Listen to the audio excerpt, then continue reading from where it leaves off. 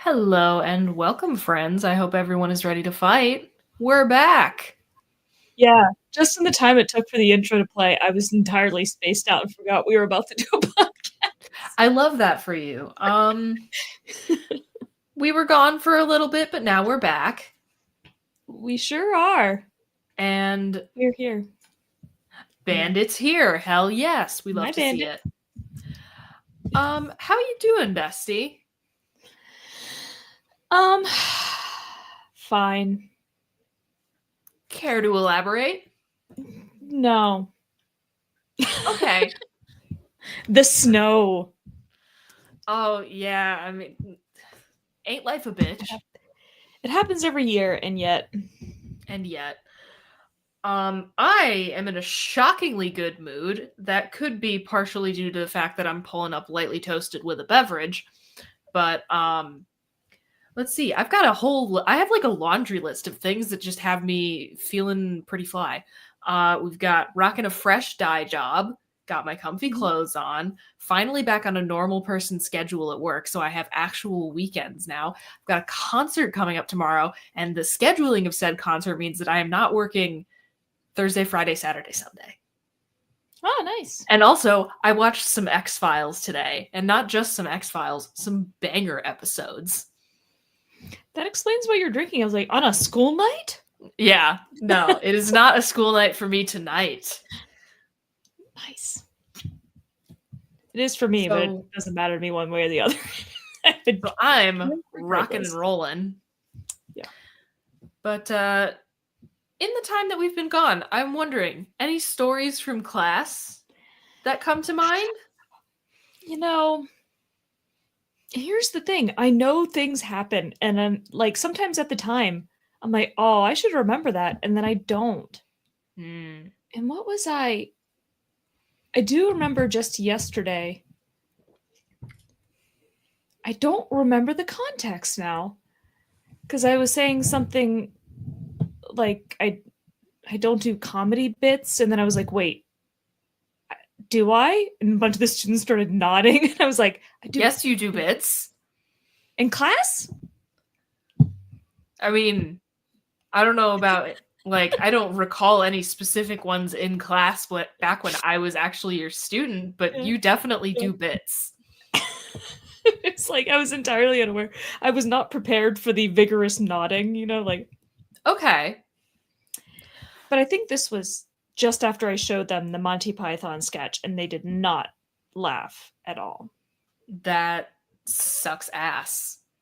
I'm sorry that your students have no taste whatsoever. Yeah, there's like 20 students in there, and not a single one?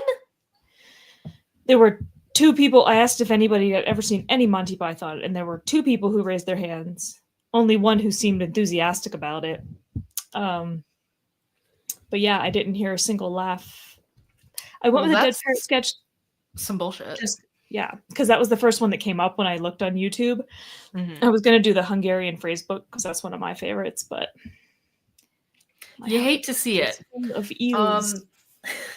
I'm gonna reel it back in, or roll it back to the vibe check for just 5 seconds here, one of the other reasons that I'm in such a good mood, and I say this without a hint of fucking irony, I am genuinely still riding the high of Guillermo del Toro's Frankenstein.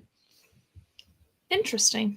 That movie was fucking awesome, and I talked about this a little bit last night, but I'm going to talk about it more right now because I want to. Guillermo del Toro is a fucking visionary. Jacob Elordi was an inspired casting choice. Oscar Isaac tore it up.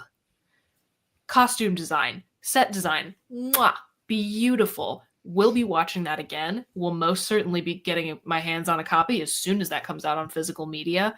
And who knows, I might bump the rating up to 5 stars on Letterboxd. Oh, nice. I haven't seen it. You really should. It's fucking great. I am so bad about going to the movies. I don't know why it just never It's on occurs to me. Netflix. Oh, is it? You can get it on Netflix right now. Is it in theaters though? It had a limited theatrical release. Oh, okay. Because it feels like stuff like that is more fun to see in a theater, you know? I would have loved to have seen it in a theater, but life is a real bitch that way. Yeah, it feels like every now and then I will remember, oh, the movies exist, and then I'll go and look, see what there is, and then there's like nothing I want to see. Mm-hmm. Yeah, but then when there is stuff I want to see, I forget until it's out of the theater. Devastating. But yeah, my message to everyone, if you take one thing from this episode, it's go watch that movie. On Netflix. Okay. I've had my moment. What were we talking about? I just want to say I'm part of the movie club, the Cinemark movie club. It's like, monthly fee. You get a ticket every month and discount on concessions, that sort of thing. I have and again, you get 1 movie credit a month. I'm up to 32. Girl, start going to movies. It's almost 3 years worth. Go to movies. And anytime I'm visiting somebody who has Cinemark theaters or somebody around here comes here and I'm like, hey, I have movie tickets. Would you like to go to the movies? So I've used a lot of them that way, but still not making a dent. You gotta go to the movies more. There is nothing I love more than enjoying the splendor of film at my local cinema. And I also say that without a hint of fucking irony. I did go see the Chainsaw Man movie. And how was that? I haven't seen that one yet. Oh my god, it was so fun. I believe it. My face hurt from just the stupid grin I had. Hell yeah. You love to see it. I had got the D-box seats when I saw it, the ones that vibrate with the movie. And pretty much the entire premise of the movie is he's up against the bomb devil. Yes, I do recall that arc from the manga. Yeah, and so the bombs, every time a bomb goes off, you're shaking violently. That's kind of fun. It was fun, except I had to go to the bathroom. Oh no.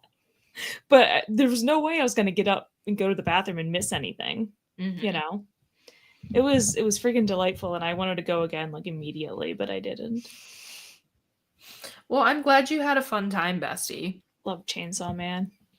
I'm trying to think if we've been up to anything else if I have been up to anything else, or if we have been up to anything else over our little hiatus. We left off with the Bride of Big Dumb Monster Mash, and other than regrettable reviews and regularly scheduled programming with Big Dumb Monsters, I think that's been it. Yeah, because we didn't stream last week, and we won't be streaming this week. We will not be streaming this week. Little reminder. Good thing we opted for video game streams. Very good thing we opted for video game streams. For the one. So, the first thing I have for us to discuss involves an image, which you can find in the document for today. Oh, come on. I'm trying to think of the most frictionless way to get this on screen for the people, because the picture is integral to your understanding of the question. Yeah, this is good enough. How do we feel about this fork? I hate it. Next question. I'm gonna say something controversial. I love it. Why? Oh my god, it's ergonomic. It's so much fun. It's not ergonomic. I they're don't give a there at the fuck. end for a reason. Like that's not comfortable to hold in the hand. Like it's now I'm looking for like a comparable flat thing. I feel. Oh my Do I god, have this a reminds me we were ruler talking lying about around flat here joint. somewhere? Flat joint. Because the same Nope. thing, I was looking around for something to approximate the feeling of it. Yeah, I don't think I have anything handy, which is kind of unfortunate, but Um, I think this is so much fun. why? I don't know. I just get such a delightful, whimsical vibe from it. I suppose for the audio listeners, basically imagine a fork, but where it does the handle doesn't get narrower. Yeah, Like it's the just handle all is the the same same width width as the all the fork way head. down. Yeah. It's not real, right? It's like AI or something. No, I'm pretty sure that's real.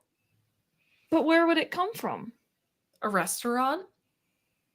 Why would a restaurant have forks like that? I don't know. They're trying to be like avant-garde. Yeah, I imagine people would like complain. Like if I got a fork like that. Really? You would lodge a complaint with a restaurant over a fork like that? No, I said people would. You wouldn't be imagine. people, though. No. Okay. But my first reaction when I saw it would be like, what the fuck is this? Mm-hmm. And then take a picture of it. Like, you know. Also, can we imagine what the rest of their cutlery set must look like? Because I'm enjoying it. The knife is just a rectangle. The knife is just a rectangle. You're so right. And the spoon is also just a rectangle, but with a little, like, Curve divot on the end. Or Yeah, like, with a little or like divot a on the end. concave. Yeah. I'm imagining it as one like thick solid rectangle, but then like a scoop at the end. Pretty much. That's the vision. I hate it. I love it. I also hate it because let me go back to the picture again. Because if I am recalling it correctly, let me zoom here. Yeah, like there's not really a curve or anything. Like normally forks have sort of like a curve to. Well, I mean, that could also be the angle of the photo. This is taken from overhead. I know, but it doesn't look like it looks like the entire handle is flat, and you can see the tines sort of sticking up in the air a little bit at the end, but the neck of it is not curvy, it looks like. Based on the lack of shadow. And I'm assuming this just makes you hate it more? Yes, because that makes it even harder to use. Okay. Imagine you get one of those like really thick popsicle sticks, and then you just cut some notches in the end, and that's your fork. Like that's. I'm pretty sure I've gotten a fork like that. That is not easy to eat with.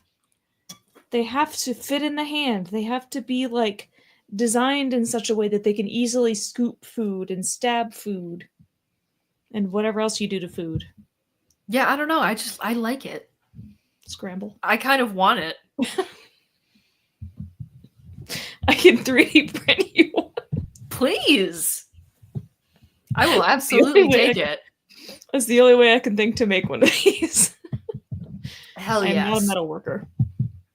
Nor am I. Let's see. Okay. Even though I forgot our sound effect for the beginning of that question, I will do the sound effect for the end of the question. Well, because I answered the question before you were even really done showing the picture. Much. But hey, it happens.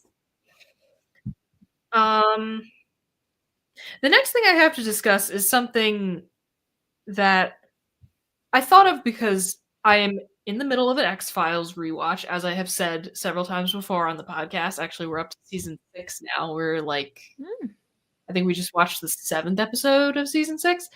But the question I have is, do we think that Gillian Anderson and David Duchovny have ever hooked up? Discuss. Probably? I feel like it has to have happened. Like, were they married at this point? like to other people? Obviously not each other.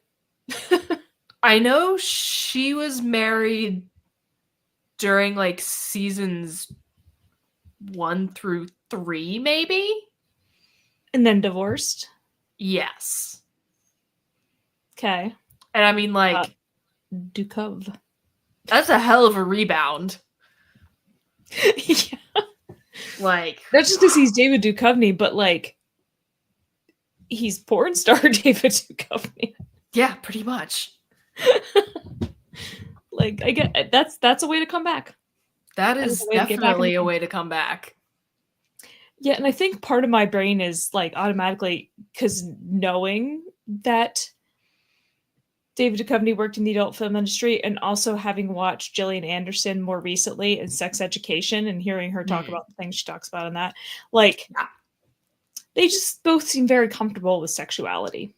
Yeah, definitely a vibe that I get. Yeah, I think that contributes to my assumption. And I don't know, and maybe this is me being like too attached to the characters of Mulder and Scully, but there's a part of me that's just like, you can't fucking fake that chemistry, man. When you get right down to it, there's some things you can't fake. And I don't know, because there have been stories before, though, of like, you know, on-screen couples that people were just like, oh my god, they're like so perfect together, and then it turns out they hated each other. And here's the thing. That has happened multiple times. I'm sure it has, but I just have a feeling. Yeah. Which is such a dumb explanation, but like, there you have it. Well, yeah, I mean, obviously none of this is based in fact, because none of this is based in fact. We would just know, and then it wouldn't be a discussion point. Yeah. So you're basing yours more on vibes. I'm basing it on that they just seem comfortable with sexuality, and, you know, they're both hot young people. Yeah. What, and actually, follow-up question. When do we think this happened? I think it would have taken some time. Like, not right off the bat, because again, she was married. Mm-hmm. And like, you're trying to, usually probably in the early days, you're trying to keep it profesh, you know? I would say so. I feel like maybe 3 or 4 seasons in. That also feels right to me. Yeah, maybe because it's sort of like midway-ish. Mm-hmm. But, you know, that's enough years to like, you know, maybe her divorce has already happened. Kind of settled. Like, yeah, and they're so used to each other at that point, and just kind of like comfortable, and they're not so worried about, you know, trying to keep it professional in a workplace or whatever. I can see that happening. But yeah, no, I 100% believe that it did happen. When, I'm kind of up in the air about. I think the 3 to 4 seasons sounds the most like reasonable to me. Yeah.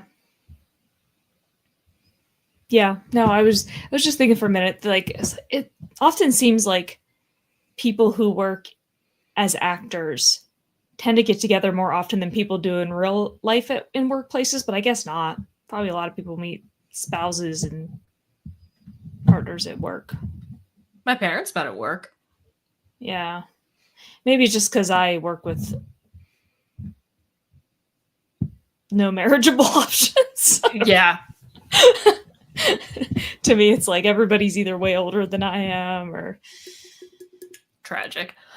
Can we think of any further like follow-up questions to this, or would we like to move on? Because if we do wind up moving on, we have a couple directions in which we can take this. Okay. Just for timing purposes. Yeah, I mean, I also have several things in my phone. Oh, wonderful. Yes. So we have even more options. Our cup runneth over. Okay. Yes. Yeah. Do we have anything else to say about Gillian Anderson and David Duchovny? Anything at all, frankly. I'll talk about either of those two for an embarrassing amount of time. Yeah. The thing is, like, I don't know what else to say except that, like, they're hot. They're so hot. I'm like, and seasons like 5 through 7 are like peak attractiveness. Although I gotta say, some of the later one season looks older. Season 1 Fox Mulder is where it's fucking at. Yeah. I will also say his hair up until the movie is great. They doing him dirty season 6. Yeah. I mean, I feel like sometimes they try to change things just for the sake of, showing time passing. Yeah. Essentially. Mhm. It's like you don't have to do if it's already working, you can If just it's working, leave it like that. don't change it. Don't make it worse just for the sake of change. Yeah. No. But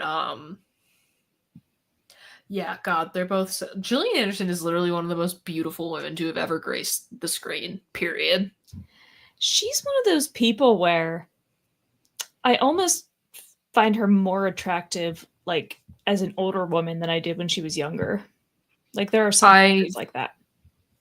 Anytime, any place, she is one of the most attractive women on this planet. The X-Files made me bisexual. Sure.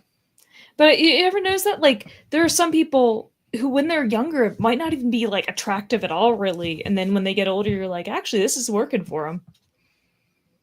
I'm going to say something controversial right now. Lily Tomlin. Because she was just in an episode of The X-Files where she was in, like, her 60s or something. And she was, like, really, really pretty.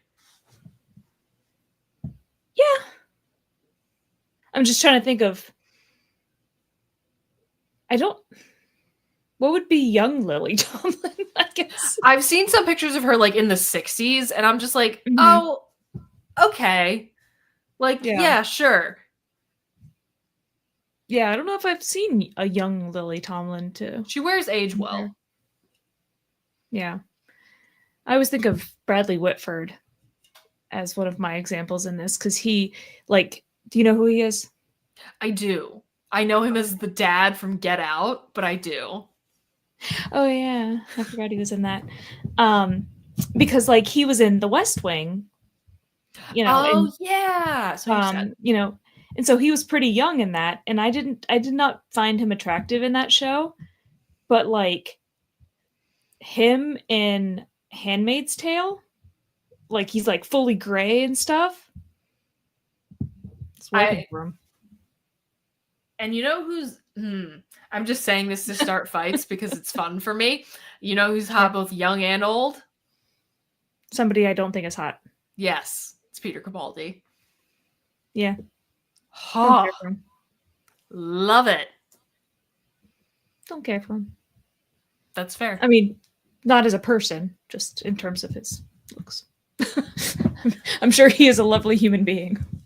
But now that we've taken a brief detour into Smash or Pass, essentially, which we haven't played in a while and should definitely do again. I think we've talked about this before, like we should be doing themed ones. We should be doing themed Smash or Passes. And I have some, like, in the back pocket. So, like, keep an eye out for that in the very near future. I mean, that could be one of them, like Smash or Pass, but everybody's over the age of 60. The way I wouldn't have any trouble, like, whatsoever. I don't know what that says about me. That's not to suggest that, like, age makes somebody unattractive. Age doesn't matter one damn bit. Oh, but not at all. I just think it's a fun way to narrow it a little bit. Mm-hmm. Anyway, okay. Yeah. So one of the directions I was thinking we could potentially take this episode, because I don't want to get to Asshole of the Week just yet, is we could go on Tier Maker and see what we can find, just whatever weird tier list we could potentially make. Or I want to hear what your options are. So I try, like, when a thought occurs to me, I try to remember to put it in my phone. I don't always. And then they tend to, like, build up in there a little bit. I don't remember how many I have in there at the moment, but I had it in my head. So I think it was the last episode we did. I was like, oh, new segment, Brookes be bitchin'. But yes. And that became an episode title, by the way. Oh, yeah. You would think I would know that. I don't. So I lost my train of thought for a second. I was trying to come up with a good name for, like, when we go to what's in my phone. Because it's like the Pandora's box of what random passing thoughts have I had? Mm-hmm. Okay. Because some of them, looks like I got 6 things in there, I'm and all ears. a few of them are more typical pod questions. Okay. You know what? I'm gonna bring up the one I just put in like last week. Do tell. How many bands have to play a show before you would call it a festival instead of a concert? That's a very good question because I have gone to concerts where I've seen 4 bands. Yes. I thought, Concert at that point? hmm? But should that be considered a concert at that point? I feel like it should. I don't know. It definitely felt like it didn't feel like a fest. It was all at the same. Like a festival has to have at least 2 stages. Is my Does hot it? take.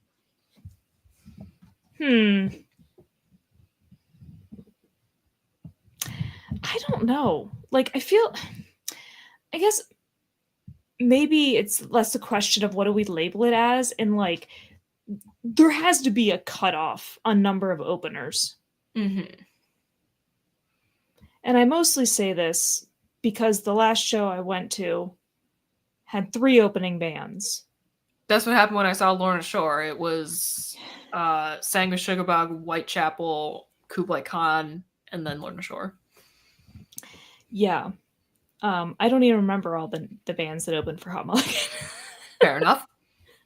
But it's like, oh, how was that, by the way? That could have been a thing in our updates. Yeah, it was good. It was a lot more crowded than I expected. I didn't realize that many people liked them. And it's a venue. I do not like this venue, but it's like the only place that a lot of these, like, I can see a lot of groups. Mm-hmm. I'm actually going there in February again to see Motion City Soundtrack, who I haven't listened to since college, which is interesting. But Say Anything is opening for them. Or no, I think it's a dual headlining thing with Motion City and Say Anything. Okay, And banger. Then the opener is Sincere Engineer. Nice. I just saw them like a month or 2 ago. And I saw Say Anything last winter, so it'll only been a year. Anyhow, so yeah, I don't like the venue, and it was really crowded and hard to see, and I kind of felt old compared to. Oh no! Any particular reason? Well, no, just the crowd was on the younger, not like young, but like mostly like early mid-20s, I guess, mm-hmm. Which I was sort of surprised by. But and then I was really upset. I bought one of the tour shirts that has like, you know, the tour dates and everything on the back. Like right at the end of the show, walked out the door, and somebody stole it. Just out of your hand? Well, no. So what happened was I had stepped outside and it was like really cold outside. So I had just sort of like draped the shirt over the bag, my crossbody bag, you know, so I could have my hands free to put on a jacket. And it was a matter of seconds. I noticed it wasn't on my bag anymore. And I was like, oh, I must have dropped it. And so I immediately start looking. And it was nowhere to be found, but the people who were walking behind me, I saw this guy walking carrying that exact shirt in his hand. And I'm like, so, I mean, there's no other explanation because I saw it like 5 seconds earlier. That's it's not like so shitty. And there's no way they didn't see that I was looking around, you know, like, so if I had dropped it and he just picked it up, he intentionally. Go fuck yourself, brother. Yeah. Yeah. And it's not like I can get another one. They don't like sell them online or anything. It was $40. I literally had it in my possession for like maybe 3 minutes. That sucks. I didn't even get to look at it. Like I didn't even get to hold it up or, you know, I just grabbed it and started walking outside because the show was over. That is absolute ass. I am so sorry that happened to you. I had to wait in the merch line forever. So they were trying to like get everybody out. They're like, we got to close up, you know, like. So I couldn't even go back in to be like, hey, could I get another one or something? Nope, it was already shut down. Oh I was so mad. I spent 45 minutes, an hour, something like that, just hoping against hope that maybe I did magically drop it somewhere, and like having my phone out as a flashlight, just combing the route that I had taken back and forth. my god, that sucks. I refused to give up. Yeah, I didn't get home until 1 in the morning or so. Oh jeez. I'm still so mad about it. That was a couple weeks ago, but I'm still just. I would still be pissed. I don't blame you. It was one of the ones. It was like designed to look like one of those knockoff '90s kind of styles. It's like, oh man, it's cool. Aw. But alas, nothing I can do about it. But I was like, wait, how did I even get to that? Yes, the show was good. Wonderful. Yeah,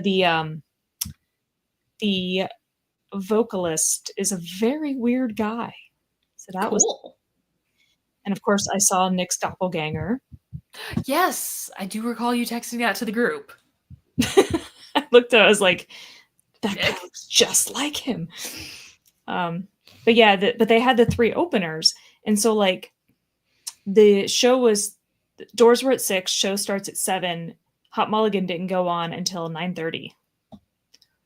Okay. And I was like, you guys, I live like an hour or so away. Like, I don't want to. I'm getting old, okay? Well, you have to actively fight that. Because then they We they are weren't done even partying. they weren't done until like 11, and then I lost an hour looking for a shirt that I never found, which is why I didn't get home till 1. But still, it just feels like too many openers. Like, what is the point of having that many openers? Like, if I'm going to see a band, I guess I shouldn't complain about more music for my money, but I am, because I did Well, not. that's how I feel about it. When I got the Lorna Shore tickets, I paid like $50 and saw 4 bands. That's fucking awesome. It was like $12.50 a band. No, I didn't. I didn't care about the other bands. I listened to them a little bit in advance, just kind of. I didn't like them. I mean, they're fine. Actually, one of them I technically have listened to before that, and I like 1 or 2 of their songs, but that's it.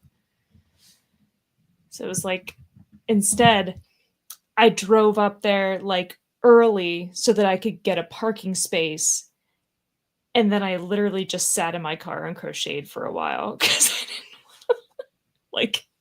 That's so lame. No, I'm sorry. That is so lame. If you're not interested in the music, going into a venue that you hate in the first place, that's super crowded and full of these young people who are irritating, and then just listen to music you don't care about, like, why would I do that? God. Oh my god. But see, you liked those bands though. You were interested in the music. That's different. I mean, I didn't know them all that well. I did not know Whitechapel or Sanguine Sugar Bog, and I don't like Kublai Khan. Yeah, but you like the other ones. I mean, I knew that I liked one of the 4, and I knew that I didn't like one, and then the 2 were a gamble. Yeah, no, it doesn't seem like the best use of my time if I'm not going to enjoy it. Okay. Because that's the whole point of going. For enjoyment. I mean, so if you enjoy it, why would you go? So then how do you feel about the very concept of the music festival? Because there's no way you're going to know every band, know and enjoy every band that's playing. No. I hate them. Like, I like festivals. Boo.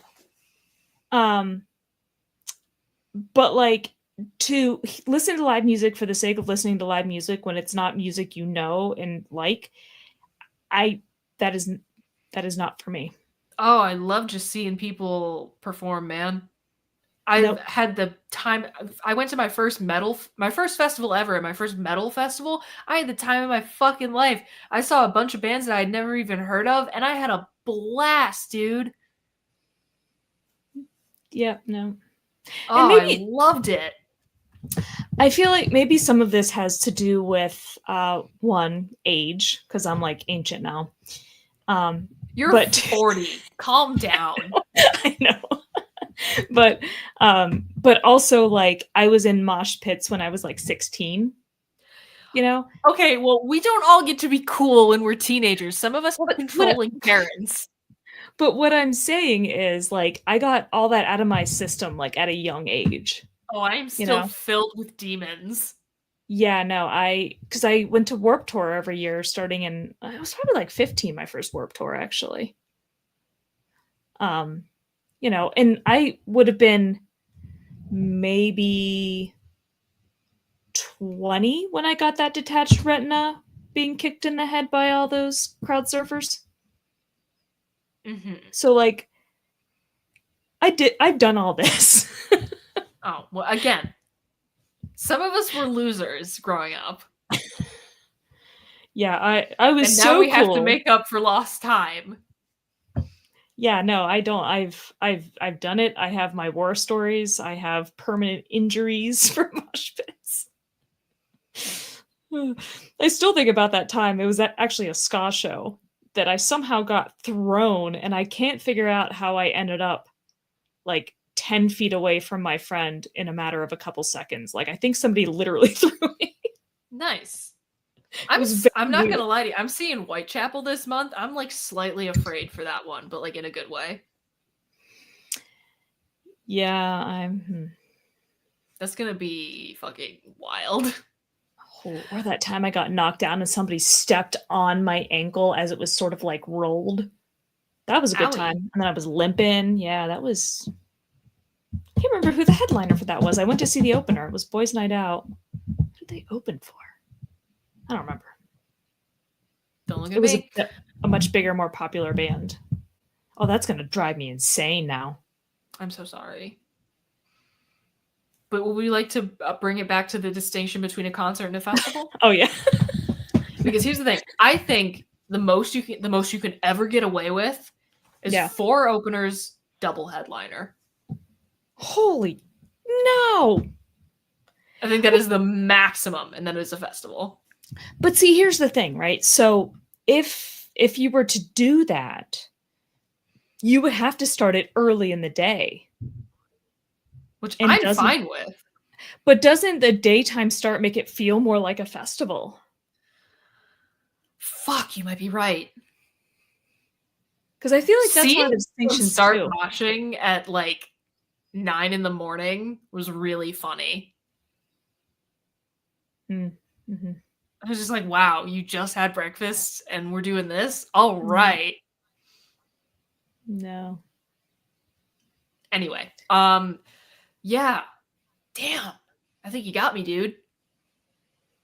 Yeah, so maybe it's if you have to start early enough that it's still daylight could be a guideline. I feel like I feel like I want to put a number on it though. Like a time of day or just not a time of day, like a number of bands. So maybe a triple opener is the most you can get away with, and then 5 makes it a festival because you would have to start so early. Because like, it's still daylight until like 7 p.m. in the summer. So like, yeah, a concert of 4 could technically still start during daylight hours if it's in the summer. Yeah. Well, that's why that still seems like too much to me because, again, this started at 7, which in the summer would have still been light. Because it gets like, I think the latest it stays light is like 8:30. As a person who has been to some shows with 4 bands, I'm never gonna call those festivals. Those were concerts. But they feel like festivals at that point to me. Not to me, they don't. When you start to have that many bands, because it's like I don't know. It's too many to me. I think 2 is the maximum number of openers. I think it's 3. It's too many. I don't know. I think it's 3. I really do. It takes too long, especially it's like this is going to be a terrible comparison, but it's kind of like when you go to the movies and you have to sit through the previews. I don't sit through previews. I delight in them. I mean, I enjoy seeing previews for new movies, but it's still like a thing you have to get through to watch the thing that you're I there for. suppose. And don't get me wrong, like I have gone to plenty of shows just to see the openers. I do that all the time. Mm-hmm. But it's still, you know, I expect them to have shorter sets and all that. Especially because the more openers you have, oftentimes their sets have to be shorter too to fit them. I mean, yeah. You are right there. Because I think, like, oftentimes when I've seen bands with 2 openers, they'll do like 45 minutes each or something like that. Mm-hmm. But when it's 3, it's like, oh, you have to do a couple half-hour sets and, you know, cutting them short a little bit. I mean, it used to be the point of having an opening act was to give new bands exposure. Mm-hmm. Like that was sort of the idea because it works really well that way, right? People I have mean, never heard yeah. of them, see them live, and hopefully like them. But when you do it with these bands that are already like well known and stuff, no. I mean, I would definitely say the shows I've been to that have had 2 to 3 opening acts were definitely like the opening acts tended to be things I had never heard of before. Like, I mean, Guar, I had heard of Dark Funeral once, and I had never heard of Squid Pisser. I hadn't heard of either of them, but I also it's not really my genre. And when I saw Black Braid, I had never heard of Dodserit. I had never heard of Lamp of Murmur. Man, when's Guar coming back? I have no idea, but I want to go to another Guar show. It's been almost a year since we saw them. That shit was so much fun. We have to go and get like a better spot next time. We got to get there a little earlier. Well, now we have learned. Now we know. Yes. We are no longer.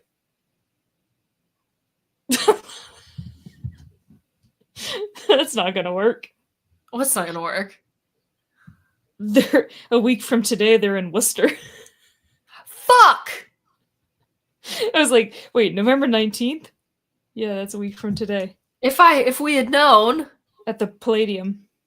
I've fucking been there like 4 times! Yeah. God damn it. We will go again. It will happen. Yeah, because you've got days off this week for concerts. Not like you can do it again next week. God damn it. Doesn't the that struggle just figure? Yeah, the struggle is real.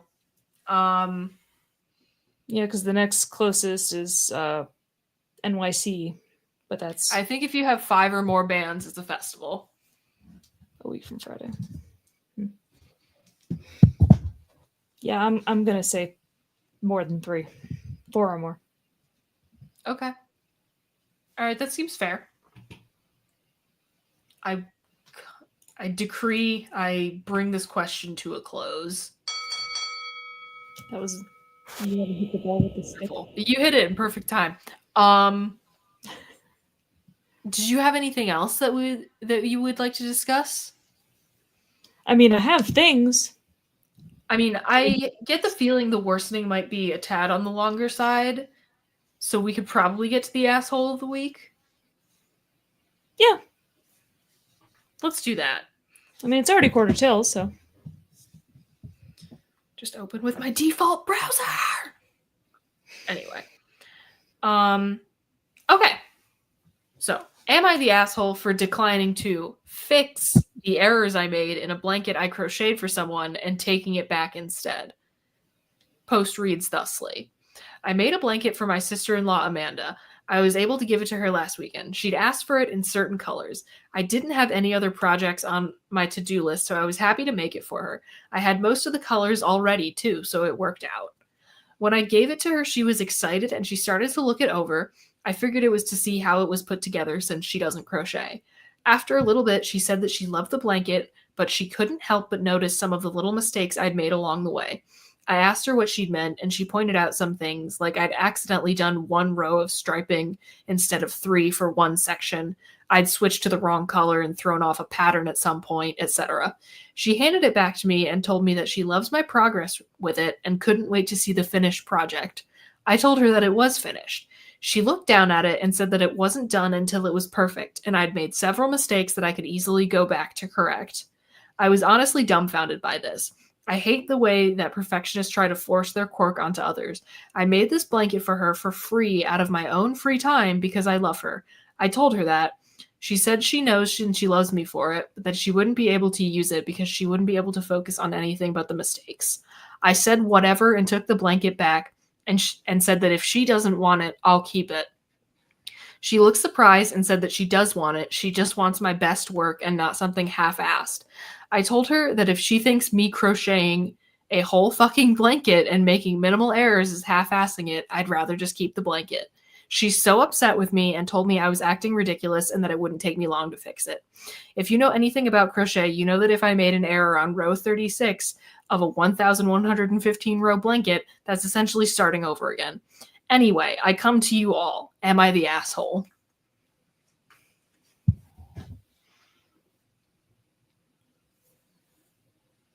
The floor is yours. The bell. We're not It's done over? the bell? Oh. What? Why did I think I already did Bell. the bell? I don't know. Help me. Am I stupid? I'm feeling very triggered by this. I had a feeling that you would be. Like, you don't know how close to home this is hitting, not because of a person like reacting to, work in this. So I've been working on this crochet along blanket. Oh, yes. Yeah. We're on week 6. Yes. Okay. And I am currently about a week and a half behind. Mm-hmm. They just released a part because they release a part every Wednesday. Mm-hmm. And the reason I'm behind is because I keep making stupid ass mistakes. Oh no. And most people would just leave them in. Like, they're not even that noticeable, but not me, because I notice them. And then that's all, much like this person said, that's all she can see. Like, that's all I can see. And it's understandable. Like, what's more important to me, getting it done quickly or doing it in a way that I'm going to be satisfied with? Mm-hmm. I feel that. Like, I, as a fellow perfectionist, I feel that. Like, I unraveled a day and a half worth of work because I noticed that I did a single crochet instead of a double crochet in one spot. Oh no. Like, that's the level I'm talking about. So I just keep unraveling and redoing. I redid the same round 4 times before I stopped making dumb mistakes. Do you know how long it took each time I did that same round? An hour? An hour and a half? Girl. Jesus. And it wasn't even just that one. It was the one after it, because then I wouldn't notice the mistake in the previous one until I got to that point in the next round. Yeah. So it was really like 1.5 rounds I kept redoing. Girl. Yeah.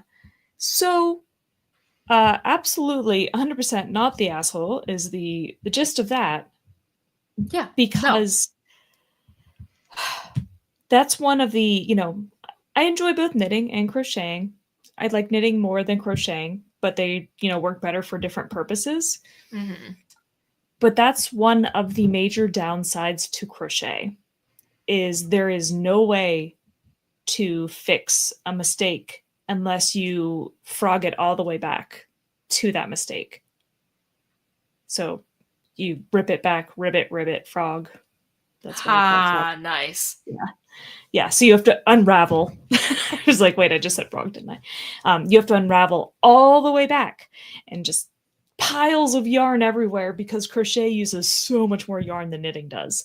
So even just unraveling a little bit, you have piles of yarn and it gets tangled and you have to oh dear. But with knitting, because you have more live stitches on your needles, you could potentially just drop the one problem stitch down and fix it, especially as it's not too far back. But yeah, so if you make one mistake that's like a few rows back, you could be undoing hours or days worth of work just to fix it. Yeah, I'm gonna say OP is not the asshole for just taking it back, because if someone makes you a gift out of their time and energy, for free. for free because they love you, you say thank you and nothing else. You rude ass bitch. If a person makes you a thing, I feel like I'm having serious deja vu. I feel like we've had this exact conversation on the pod before. But if a person makes you a thing, the only appropriate response is, thank you. I appreciate the time and effort you put into this. Mm-hmm. That is very thoughtful of you. Like, that is the only... Yeah. That's it. That's where the sentence ends. Yeah. Yeah. Like, I don't... If you want something that's perfect, go and buy some machine-made crap for cheap. Mm-hmm. Yeah. You know? Like, I was trying to think about when I finally finished this blanket that I'm working on. I tried to imagine how much, like, if I were to sell it, which I, of course, would never do, but if I were, like, it would have to be probably more than $1,000 for the amount of time it takes. And yeah, I mean, this yarn shit's alone time is consuming. $100. Yeah. Yeah. So I can't even. Yeah. Hopefully it wasn't that's going to be a complicated pattern. Yeah, fingers crossed. Fingers crossed for OP, but I'm going to give my judgment as a resounding not the asshole. No. But we're also biased as crafters. This we are. All right. I think that's going to bring us to the worsening for tonight, bestie. Shall we begin the meditation? We sure shall. You are without doubt the worst pirate I've ever heard of. Listen, cue ball, you're only making it worse. Thanks, that even makes it worse. It's worse than you know. It usually is. I think that's the worst thing I've ever heard. That's the worst goodbye I've ever heard. And you stole it from a movie. How marvelous. Okay, bestie, what have you got for me? How are you worse this week? These past couple weeks. Yeah, to say I don't know that I have anything like special, you know, like it's a lot of the usual. I continue to play Satisfactory. Nice. I've got like 150, 160 hours into it now. So, and I'm pretty far into it actually, I think. Very nice. So that continues. Yeah, it's been a while. I had finished Naruto a while ago and finished. I finally went back to and finished Cowboy Bebop. So that was. Oh, fun. I didn't know you'd ever finished that. I did it in the past couple weeks. Oh, well, there we go. Because I had started watching it at one point and only got like a couple episodes in, so I went back and watched the rest of it. Mm-hmm. And then I watched the new season of Kaiju number 8. Nice.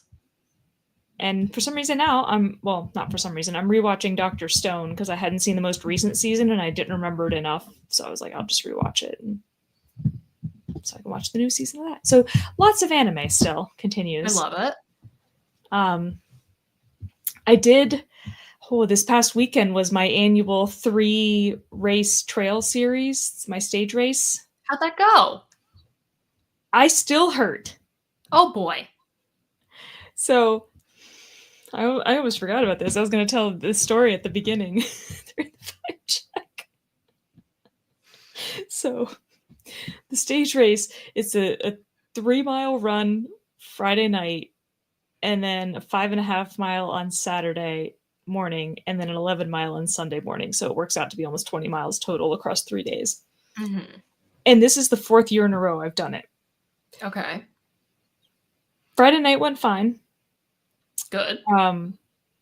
Yeah. I mean, it rained, but kind of made it fun. It was, pitch black in the woods and raining. It was kind of, ambiance. Okay. Saturday, I got lost. Girl. How? Well, so I run a lot of trail races, and specifically with one of the local racing companies, I do a lot of theirs. Mm-hmm. And the woman who runs the racing company and runs all the races always says the same thing before every trail race multiple times, which is to follow the pink flags, not the person in front of you. Mm-hmm. If you get lost, it is completely and entirely your fault. That is the exact wording she uses every time. Okay. I was spaced out majorly, just like deep in thought, miles away, subconsciously following the people in front of me. Oh dear. The problem was the two people in front of me were following the person in front of them. That's the person who apparently missed the turn. Oh dear. And it took us a while to realize, and actually I didn't even realize. I was just trotting along deep in thought until the two women in front of me all of a sudden slowed down and started like looking around and looking behind them and stuff. And I realized we were coming onto a road, like out of the woods onto a road. And I was like, Uh-oh. oh shit, when was the last time I saw a pink flag? And so the three of us, the woman who was like ahead of them, I don't know, she just kept going, I guess. I don't know. But myself and the two people in front of me sort of like, combined our forces, trying to like backtrack and look down all the branch paths and stuff, trying to find pink flags. Could not find them anywhere. It turns out that they thought everybody had already passed that point, and so they picked up all the flags. Oh my god. So we're just in the middle of the woods, like no idea where we are. Wow. Trying to, like, check on Google Maps and look at the course map and stuff, but it's all just trees, like how do you tell where you are? So we just, kept wandering around, and eventually we saw people running, that were in the race, but we were coming from a completely different direction. And so one of the guys working the race saw us, and he was like, what do you guys think you're doing? Like, he thought we were cheating or something. We were like, listen, bro, we have been lost in the woods for like an hour. This was not intentional. And so they were basically like, all right, here's what you do. Go around this way, go here, go there. And that'll probably get you up to the right mileage, and we just won't tell anybody. So, yeah, we basically just, and then we didn't listen to him because there weren't any flags where he told us to go. Like, so we didn't get lost technically that time, but yeah, I can't believe I got lost. That's the fourth time I've done that particular course, and I kept telling them, I was like, oh yeah, I'm pretty sure that after we came up that big hill, we were supposed to do a sharp right, and that was the case. Ah, lovely. So we're done. Yeah, I need to put better signage up, or I need to learn not to space out, but that's not gonna happen. Yeah, that's not gonna happen. So yeah, that was a good time. Lost in the woods. It poured down rain on Sunday. Just cute. 30 degrees. Ew. 34 degrees or something like that, and pouring rain the whole time for 11 miles. My lips were like blue. It's like hypothermia practically. Good times. Are you worse in any other ways? I'm sure there's probably something, but I can't think of it at the moment of what that would be. Okay. Well, one of the biggest ways that I worse is I got a new fancy record player, and I'm obsessed with it. Oh, nice.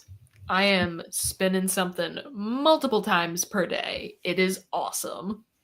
Cool. And I got new speakers with it as well. So we had a whole fucking sound system upgrade. Nice. And because of that, I have been collecting vinyl at an alarming rate. Yeah, well, you got to expand to fit available space, so to speak. Exactly. So we've been doing that. As previously stated, I am still riding the high of Guillermo del Toro's Frankenstein. I'm going to 3 concerts this month. Nice. And I finished. Is that including Guar next week? No, it is not including Guar. Tomorrow I'm seeing Dogma. On the 17th, I am seeing Whitechapel, and then the 23rd is Avatar. Nice. So I'm very excited about that, and been getting into Fallout 76 a lot. Or I continue to be into Fallout 76. I haven't seen the Snitch box in a while. I haven't been playing a ton of video games lately, but when I do play, it's Fallout 76. I was just noticing that. I hadn't really thought about it, and I was like, yeah, now that I think about it. I did tell my TA and one of my other students about, or no, was it my entire class that I told about playing Among Us with a bunch of middle schoolers? Oh my god. can't remember. Nice. It was definitely at least 2 students. I might have said it in the middle of class, but I don't remember. How did that come up, and what were the reactions? We were talking about video games.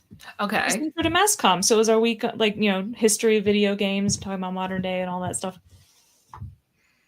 So I think we were talking about like co-op games and, stuff like that. But that was a few weeks ago, so I honestly don't remember. Okay, fair enough. Yeah. Let's see. Oh, there goes Instagram. Oh, that's the hour mark. That's the hour mark. Do we have any concluding remarks, things we got to promote, anything we want to say? Well, no, I mean, so we're not streaming tomorrow. We are not streaming tomorrow. We will be back to our regularly scheduled programming for the week. Next week is going to be podcast and stream. We're just going to be chilling and playing video games on stream. Yep. Preparing for abbreviated St. Nicholas Cage month, and yes, we are going to have short St. Nicholas Cage month, and then it's going to be Fallout time. Sure will be. Which is going to be awesome. So there's that to look forward to, and of course your regular roster of shows, Big Dumb Monsters, Regrettable Reviews next Tuesday. All that fun stuff. By the way, I got this mini rubber ducky that's Yuji Itadori from Juju. Sure. Cool. I just got this today. This is why I'm a stupid human being. I have an anime rubber ducky. Nice. All right. I think that's going to bring us to a close for the evening. As always, thank you for fighting with us, friends. We appreciate each and every single one of you, and we will see you again next week. Adios, everyone.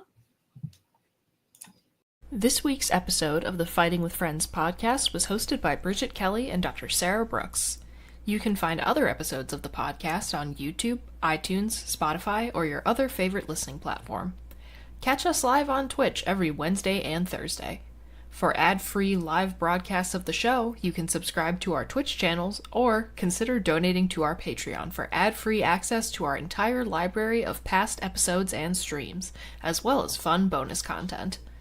Fighting with Friends is a member of the Eclectic Cult Media Network. Check out the links in the description for more episodes from us and from all of the shows on the network. Thanks for listening!